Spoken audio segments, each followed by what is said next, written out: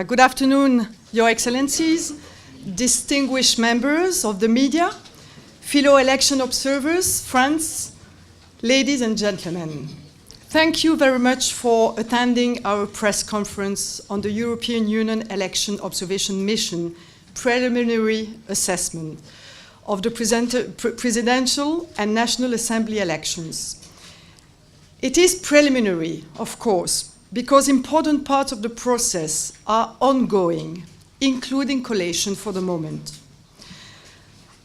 I think the EU is the 5th international observer mission to hold a press conference today. And if you are set through them all, and you must be really tired, thank you very much for your interest today. First, I would like to express our gratitude to INEC, the Ministry of Foreign Affairs, to all political parties and candidates, to the election officials, police, journalists, religious leaders, and civil society organizations who have taken time to meet with us since we arrived over 7 weeks ago. I also want to extend my thanks to colleagues, to the European delegation, at EU member states' embassies, and those of Canada, Norway, and Switzerland, for their assistance and cooperation. Similar thanks and appreciation go to other international and local observer missions here in Nigeria, for this collaboration and coordination. Above all, I would like to acknowledge the welcome and assistance that has been provided to our observers across all the country by the people of Nigeria. Thank you very much for your hospitality. On behalf of the European mission, may I offer our sincere condolences to the families and friends of those who lost their lives during the election campaign and on election day. Elections should be occasions of peaceful participation. May I talk about our mandate, the mandate of the European Election Observation Mission. We are here only because INEC invited EU to deploy a mission in Nigeria. Having received this invitation, our mandate is only to observe the electoral process, to offer an independent and impartial assessment, and to make recommendations for future elections.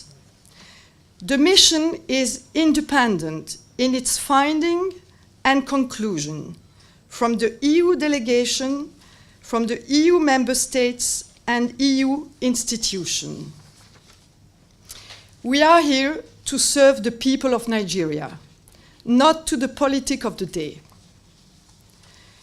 It is important to emphasize that this assessment of the elections is issued before the end of the electoral process. Our final assessment of the elections will depend on the conduct of the remaining stages, and they are important. The stages of the collation of results, the official announcement of results, and the handling of any election petitions. As this statement is issued, the crucial stage of collation is still on the way. As you may know, our mandate as an election observation mission is to accompany an electoral process and assess it in accordance with the law of Nigeria and with the international and regional commitments to which Nigeria is signatory. Our assessment is the result of the findings and analysis of our team that began work on the 5th of January with 11 election experts here in Abuja. Then, 5 weeks ago, an additional 40 observers were deployed to 20 locations across the country to observe election preparation and the campaign. They worked in all 36 states and the Federal Capital Territory. By election day on Saturday, we had 91 observers in all geopolitical zones following voting, counting, and collation of results. E-observers visited 261 polling units and 94 collation centers across 31 states and Federal Capital Territory. What about the preliminary statement as such? INEC has responsibility for managing the largest elections on the continent and operates in a complex security and politically charged environment. Delivering in these circumstances is not an easy job. INEC make a number of improvements since 2015, including continuous accreditation and voting, and enhanced provision for ballot secrecy. More recently, in the wake-up to polling, INEC conducted very helpful daily press conferences. Before election day, INEC tried to facilitate the collection of permanent voter cards. In a positive step, it decentralized collection points and extended the deadline for the collection of cards. However, PVC distribution and collections was negatively affected by some poor logistics. There was only a limited opportunity for Nigerian IDPs to vote.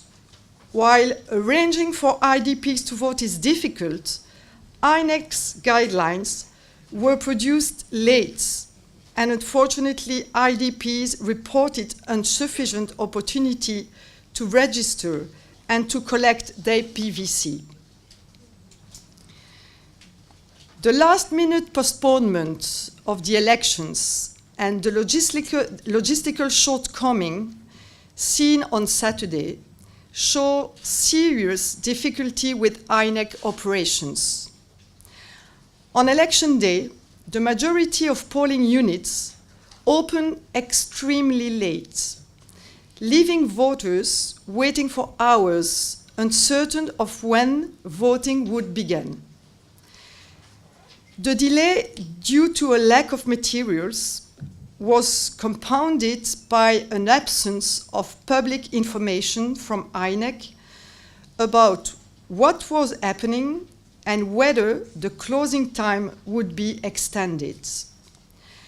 As a result, there was confusion, some tensions, and we observed that some people were put off from voting. Going forward, there is a great need for more transparency and better communication during the whole process with political parties, civil society, media, and most importantly, with citizens. These problems need to be addressed, to be explained, and a clear plan must be made for improvements before the election on the 9th March.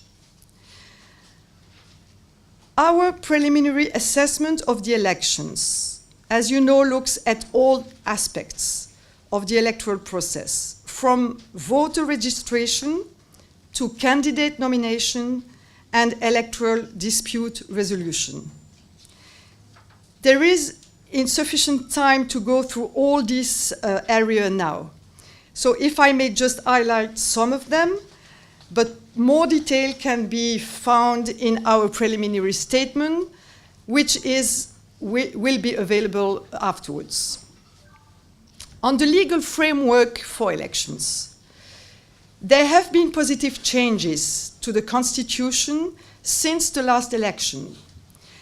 These include reducing some of the minimum age requirements to be a candidate, and which means a more inclusive process. On the campaign environment, overall it was competitive and contestants were able to campaign with freedoms of assembly, expression, and movement broadly respected in the country. Unfortunately, however, there were increasing instances of intimidation and violence during the campaign, and particularly in the week after the original election date. In positive step, the presidential candidates resigned the Abuja Accord, enhancing confidence in the electoral process. On the media, the mission's media monitoring found that the federal government-owned radio, as well as leading commercial broadcaster at national and regional level, equitably divided airtime between the main parties, APC and PDP. However, this left little space for smaller parties. There was clear partisan programming by the Nigerian Television Authority, state-run media, and local commercial radio stations owned by politicians. With the exception of few states, voters had limited access to diverse and factual information on which to make an informed choice. In any election, transparency and accountability of the institution involved are essential. Nigeria is fortunate to have so many civil society organizations which have effectively contributed to election reform, voter awareness, and scrutiny of the process. Their coordinated independent observation of different aspects of the election is a positive contribution to the accountability of the election process. On the participation of women, and a lot of you know that I'm a feminist, knowing that has not been an increase in the proportion of women candidates, parties need to make more efforts in promoting their participation.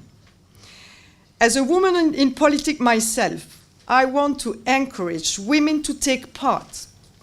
Political parties must play an important role in removing barriers to the participation of women in politics.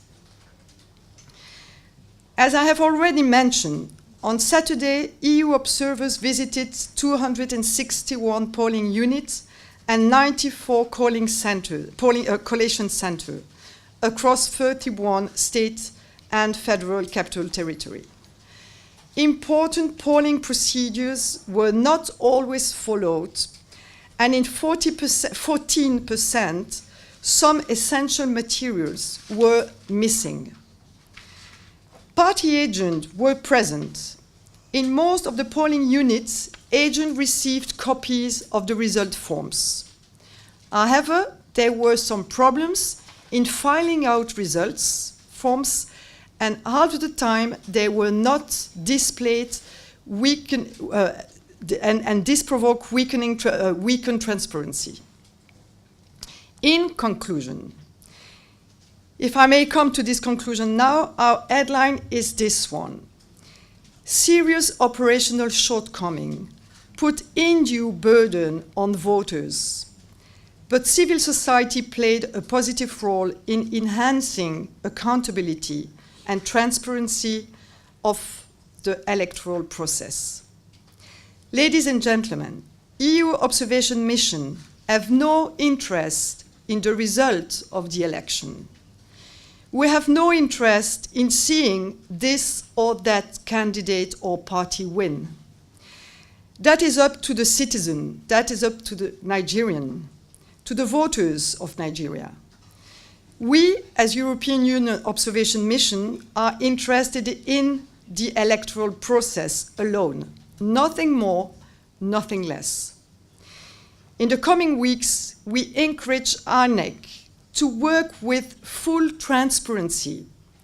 If political parties and candidates have complaints, we urge them to use legal channels to address any grievances.